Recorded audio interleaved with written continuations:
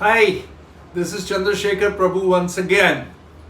In our last post, we dealt with some of the recommendations of the Deepak Parekh committee. Today, we shall deal with the rest. When a developer takes up redevelopment of a building, he gets the FSI that was earlier consumed as it is for free. Over and about 10% of this is also available for free. 35% of the existing consumed built up area comes to him free of cost as fungible. And then the remaining FSI that he gets, depending on the width of the road on which the building is, or whether the building is being taken up under the cluster development scheme, the remaining FSI doesn't come free of cost to him. Portion of it, more than 50%, comes from TDR, which he has to purchase from the municipal corporation or the government, as the case may be. And the remaining he has to purchase from the market. There are certain holders of TDR, including some developers who have bought TDR earlier at cheaper prices, and they are holding this TDR, and that TDR they need to sell, perhaps at a premium, and that is what the developer has to purchase. So the Deepak Parekh committee recommends reduction of premium when in a building there is a staircase. So there is a premium attached to the area consumed by the lift and the staircase. There is a premium attached to the area consumed by passages which are outside the purview of the FSI rules. There is a premium which is attached to the open spaces. There are minimum open spaces which are to be left on a plot. However, sometimes the entire FSI is not to be consumed, cannot be consumed, because there is height restrictions in some areas which are closer to the airport, and there to consume the FSI you have to encroach upon the open spaces, and there is a premium to be paid for it. There are various other premiums that need to be paid. Like when you purchase the FSI from MHADA, you need to pay a premium to MHADA. Now the Deepak Parekh committee recommends very clearly that these premiums should be reduced. Also for some people with retrospective effect. So it is very clear that these recommendations of the Deepak Parekh committee would result into substantial amount of gains to the developers who have undertaken these works, which is fine. These developers may have borrowed from the banks, these developers may have borrowed from other lenders, these borrowers may have borrowed from foreign direct investment and so on, and they are not able to service these loans. And if they can't service these loans, then this may prove to be a relief, sure enough. But the basic thing that was forgotten in these recommendations are, why are we doing all this? Is promotion of real estate only restricted to promotion of business for builders? Or is there any other motive? Who triggers the real estate boom? For whom is this real estate meant? For the consumer, the buyer, the person who for his entire lifetime has collected money and saved money and paid taxes and saved further money. Why?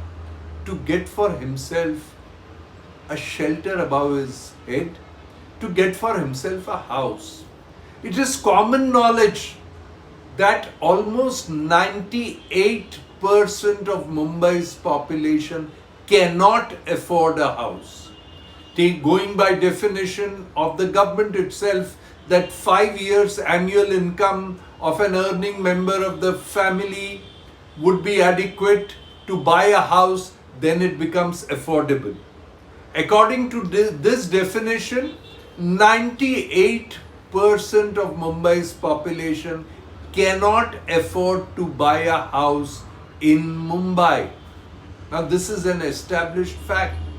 Now, when this is a fact, are we not going to consider this person who finds it unaffordable to buy when you give discounts and concessions to the developers? It would have been in the fitness of things that when the recommendations are made to give benefits to the developer, certain portions of these benefits should have been transferred to the consumer, the buyer of the flat, or at least the person on whose land the redevelopment is happening, the cooperative housing societies which are going for redevelopment, the MHADA colonies on which the redevelopment is happening, the tenants of the old and dilapidated cessed buildings under whose pretext or garb the additional FSI is being given to builders. It's unfortunate that neither the Deepak Parekh's recommendations contained any mention of either the buyer or the person who is affected by redevelopment, that is the member of the cooperative housing society, the tenant, the person living in old and dilapidated buildings whose buildings collapse, resulting in innumerable deaths. No mention of the benefits being shared by them. This is where the government should have come in. And the government should have said, okay, Mr. Deepak Parekh has recommended what needs to be done to revive the real estate. We need to revive the real estate.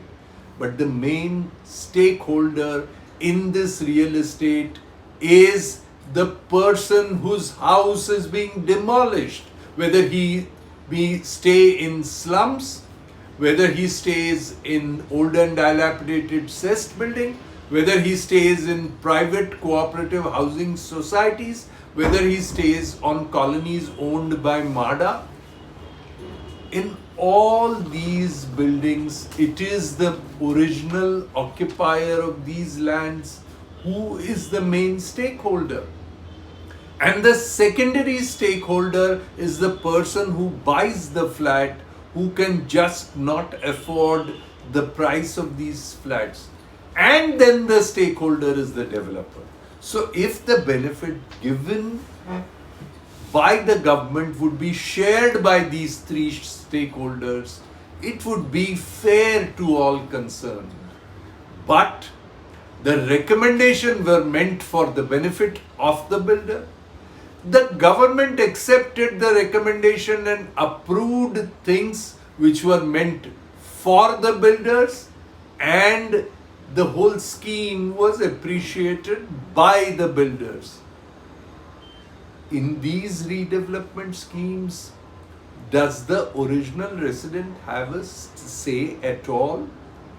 Is he a stakeholder or is he not? Is the buyer of the flat who has been collecting money all his life in a view to afford a flat, or the buyer who's selling his earlier flat to get into a larger flat, a stakeholder or not? What does he get out of this? I do not think the recommendations either by the Deepak Parekh committee or by the government thinks about this major chunk of people who are really the consumers, who are really the people for whom these schemes were meant. The redevelopment schemes were essentially meant for people residing on that land. The people who are buying the flat should have been given flats at affordable prices. To make this happen, the builder is there, and his role therefore is important but also incidental. So when the builder gets benefits to ensure that the real estate thrives in this city, it should also have been seen that the other stakeholders share this benefit. Unfortunately, this was not done.